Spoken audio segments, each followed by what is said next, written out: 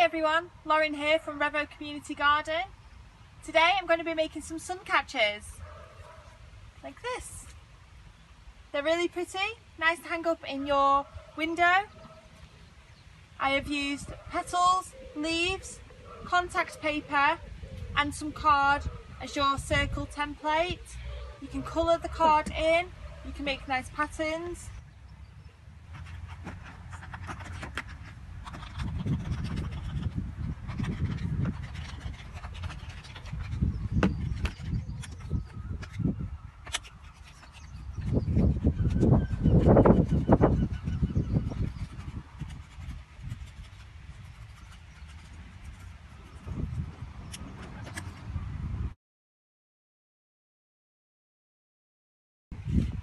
I'm going to peel the contact paper and stick on your circle template. And now create a pattern using petals and leaves.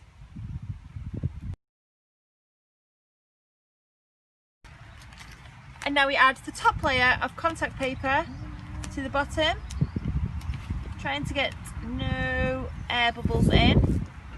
Flatten it as you go along.